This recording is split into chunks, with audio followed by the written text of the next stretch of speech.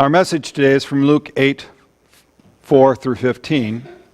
Can hearing change your life? And I wanted to show you a short video.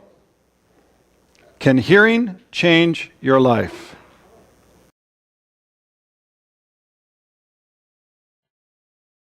Recording. Lachlan.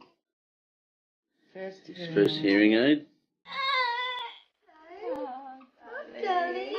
Oh. Hello.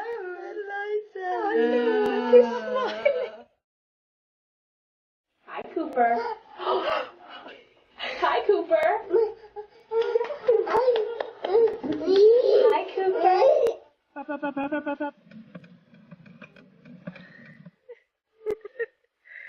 do you think? Hi, baby. Sounds good. I know I look like an elderly munchkin, but do I sound like one now? There you go. It's beeping. So now technically your device is on. Can you tell? You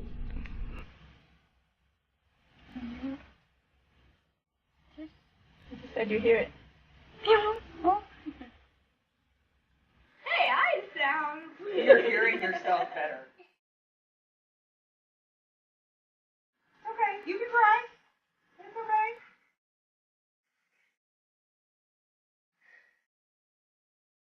Blue. Blue. Orange. Orange. Red. Red. Black. Black. Purple. Purple.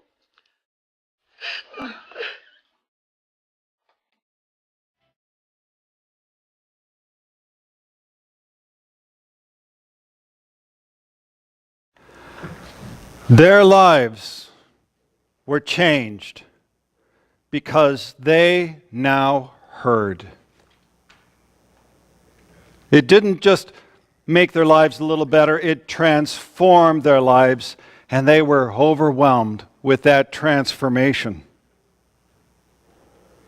Today we have the parable about the sower and the seed, but it's not ultimately about seed. It is about hearing. It is about hearing, receiving, and believing God's word. You see, Jesus had a large crowd around him. He had a big crowd, but he knew that not everybody was there to really hear. They were there to sample. You know, like you go to a grocery store on a busy day and you're not really there to buy, you're just there to kind of sample a little bit. A lot of people were there just to sample what Jesus had to say. So he gave them a parable, which is really about hearing, receiving, and believing. And if they actually would hear and receive and believe, it would open them to God's kingdom.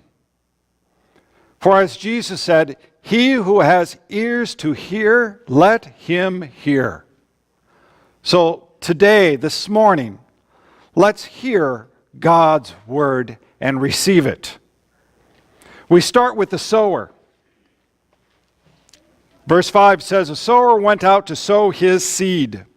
See, the tendency in this particular message is to jump directly to the type of people or the soil in which the seed is sown. And some people just skip over the sower. But the sower, who is the sower? We are. In this parable, it is Jesus, but it is anybody who shares the word of God. Now, it doesn't say too much about this particular sower. It just says he went out to sow the seed. And if you were looking at him, he might not have been a really very good sower.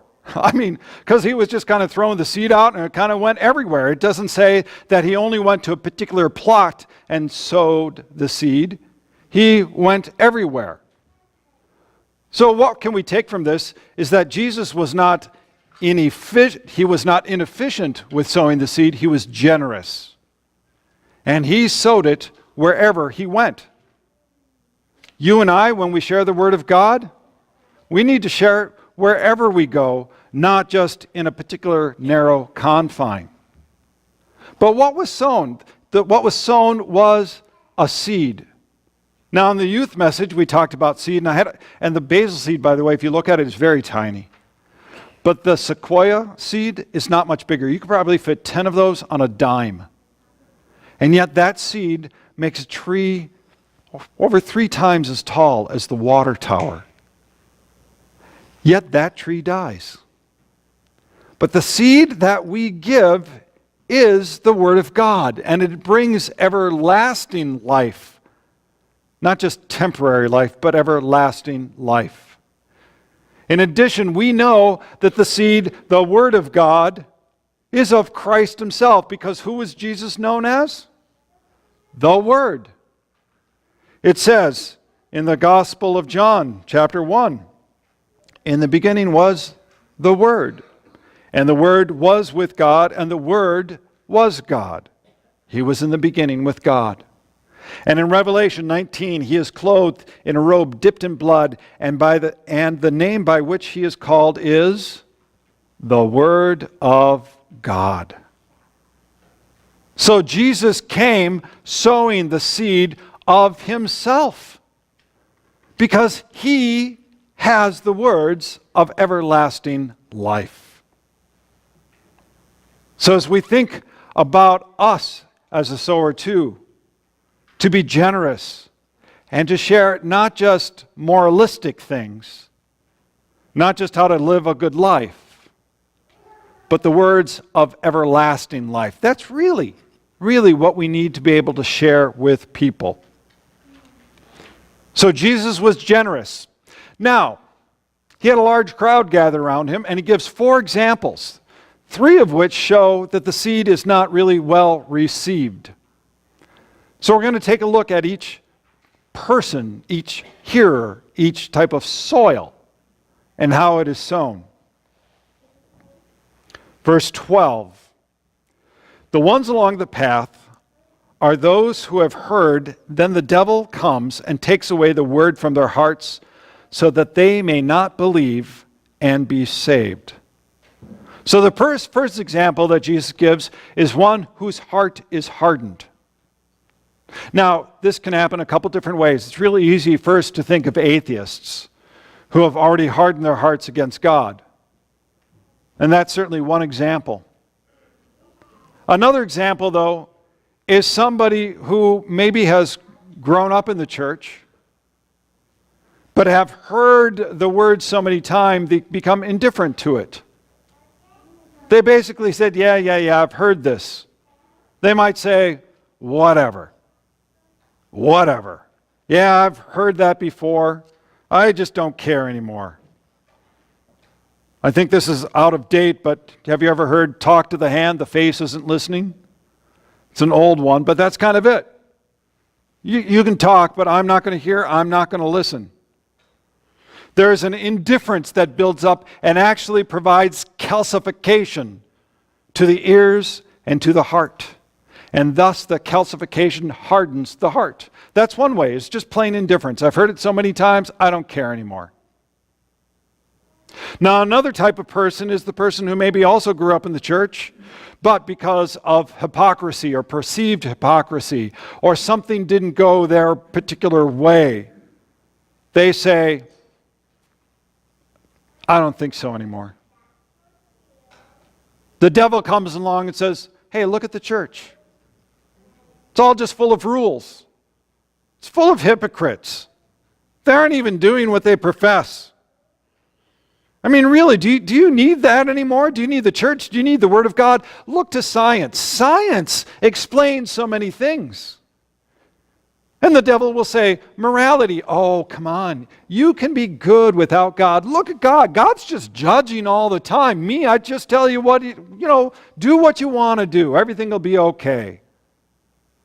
I'm not the bad guy here. God's the bad guy. All those rules. And so the devil keeps whispering in their ears. And they fall away, and their hearts become hardened. And by the way, I don't know if you know this, there's a show on TV on Fox called Lucifer. And it is about the devil, and it shows him very similar to what I just explained in the sympathetic light. He's not really the bad guy, he's just misunderstood. The devil comes to snatch that word away. So the question today is, how about you? Is there any hardness in your heart? Is there any indifference that has been built up to God's word, to the gospel message? After hearing it so many times, do you kind of go, yeah, heard that. Not new anymore. I want something new. Or maybe the only thing ringing in your ears is anger or bitterness or disgust. Is that ringing in your ears? The way to deal with the hardness is to come before the Lord and repent. Repent doesn't mean just trying to do better. It means to turn away from, to turn that hard ground, so to speak, and say, Lord, I confess before you that I'm a sinner and that I need your salvation. Give me your grace and mercy. Let that come through my ears and enter into my heart. Let my heart be softened, not hardened. He who has ears to hear, let him hear. Now the other type of ground that he talked about is ground that is rocky, verse 13. And the ones on the rock are those who, when they hear the word, receive it with joy. But these have no root. They believe for a while, and in a time of testing, fall away. So in Palestine, the ground, a lot of the ground, had maybe 2-3 inches of soil on top of limestone rock. So the soil wasn't very deep at all. And for those who are farmers, they know that, if soil's not deep, the roots can only go down so far. And if it's too hot, what happens? The plant withers. And there's no moisture for it. So they fall away. In a like manner, there are a lot of Christians who first become Christians and they're full of joy, but their roots aren't very deep. They don't know why they should be saved necessarily. They don't know why Jesus came, or that they are a sinner in need, truly in need of a Savior. They're just full of that emotion.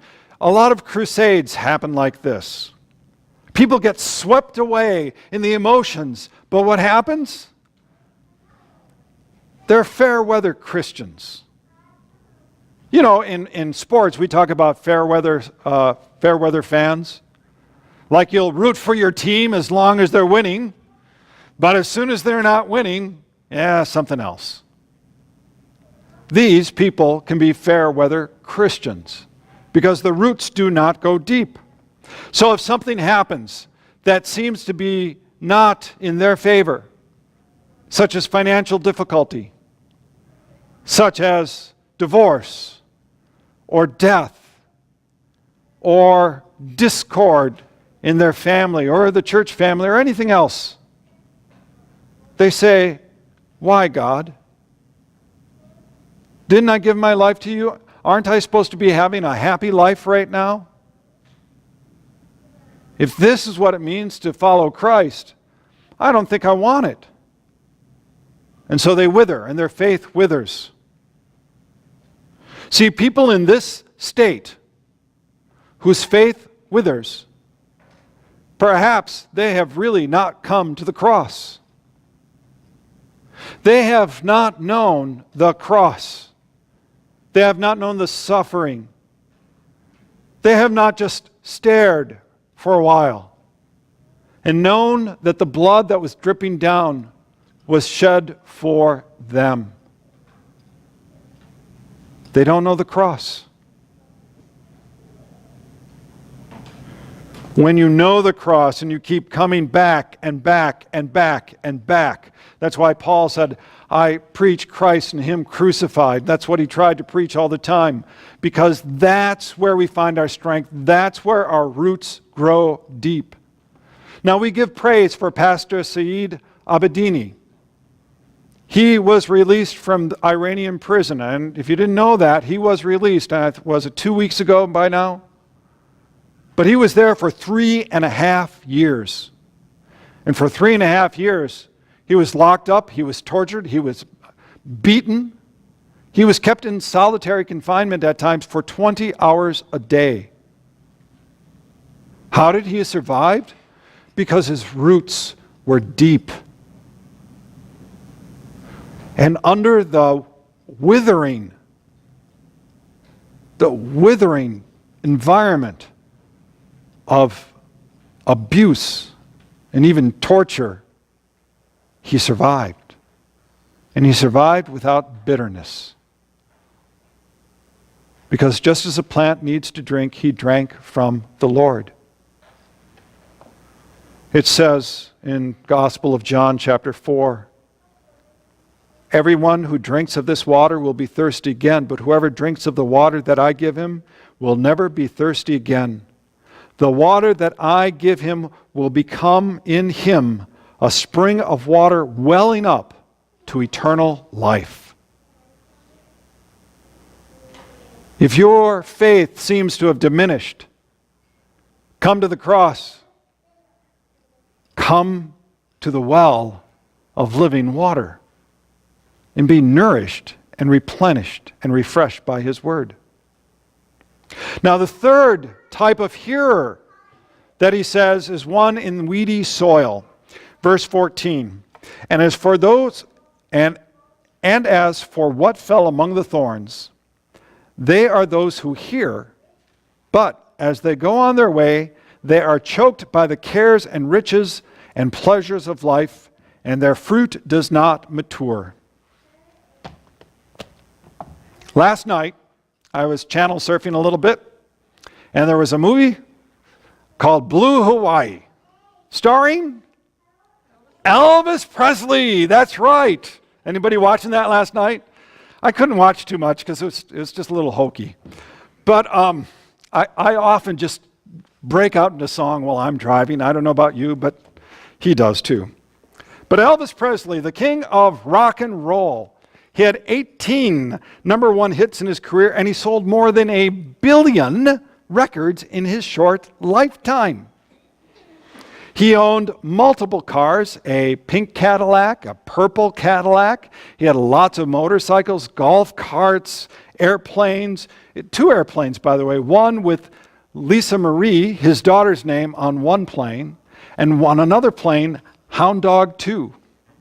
It's even said that he got his plane to go in the middle of the night to Colorado for a peanut butter sandwich. I mean, he had whatever opportunity money could provide, he had. Even today, over 40 years after his death, his estate still brings in $55 million a year. Graceland, his home, has over 650,000 visitors per year. It is one, besides the White House, and I think there's one other place, it is one of the top places in the United States to go to. People from all over the world flock there. I mean, he had more fame and fortune, but to what end?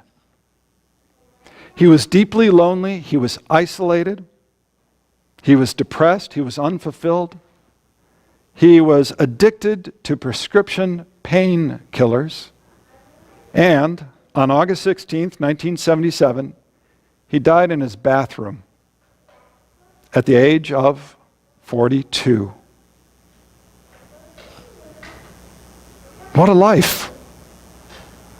Now, was he Christian? He grew up in the church. I mean, he did. He did grow up in the church. And he sang a lot of gospel songs. Some of the songs he sings are quite wonderful. Beautiful gospel songs. But was he a Christian? And the answer is, I don't know. Doesn't seem like it. I mean, I've read about how he was a seeker of truth, but when he says a seeker of truth, that means Jesus, Buddha, Hinduism, New Age, mysticism, all sorts of things. He got choked by the cares, the worries, the pleasures of the world. Jesus says, of these people, Yeah, there's a beginning, maybe they give their heart, but then they're distracted by everything else. And for people who are distracted by everything else, the question is it really a believing heart? They receive, but do they believe? And I believe the answer is no. See, all of us, by the way, probably in one way, shape, or form fall into this category. We have weeds in our life.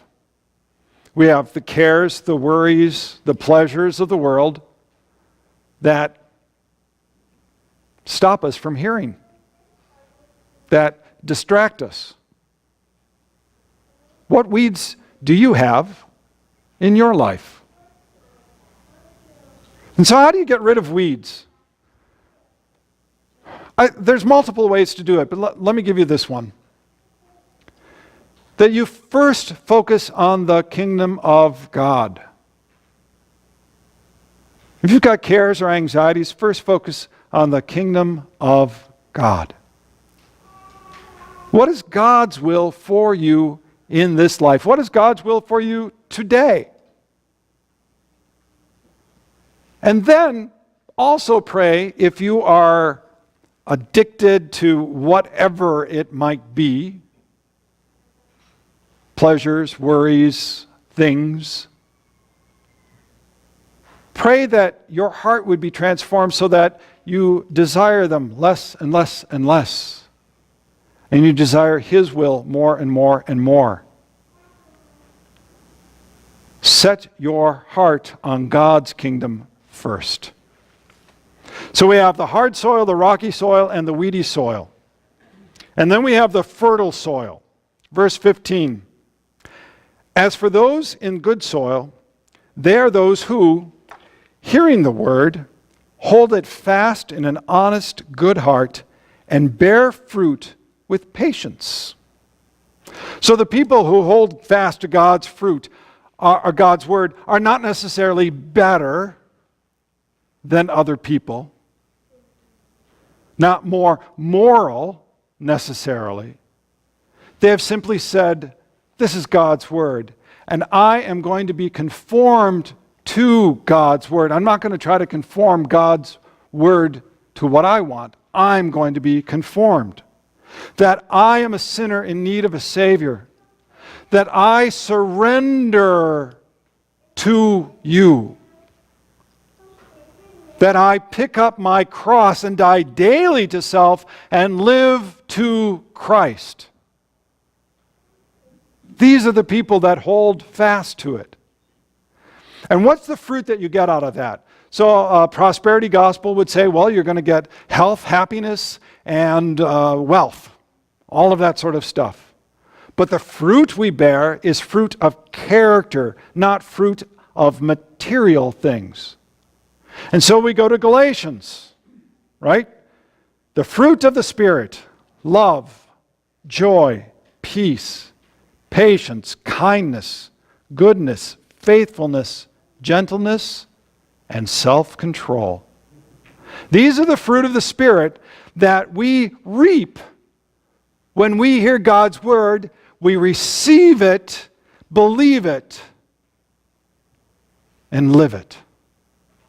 That's the fruit we receive in our lives. And it is not just a little fruit. It is 30, 60, 100-fold. And people will know you differently then. They'll just say, there's something different about you.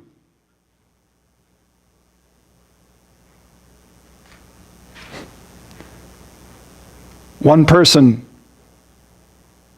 a woman, who knew St. Augustine when he was in his wilder days. He happened to be traveling through the town. This is actually he had been in Christ now. Before he wasn't. And he was very pleasant to her, but he didn't really go deep as their past relationship had been. And she finally said to him as he was about to leave, "Don't you know me? I'm the same person as before." And he said to her, "But I am not." The fruit of the Spirit, God's word in your heart, transforms you into the likeness of Christ. Does hearing change your life? We saw the video at the very beginning. Those people who were deaf and now heard, the joy that they felt, the overwhelming feelings that they had. It changed their life. Have you heard the word of Christ? Has it changed your life? To hear, to receive, and to believe. That's salvation. And that is life in Christ. Let's pray. Heavenly Father, we ask you that you take our ears, that we be attentive to your word, that it come into our hearts, and if it is rocky, shallow, or weedy, that you do the work in our hearts, that we may be transformed into the likeness of your Son, knowing of his grace and mercy. In Jesus' name, amen.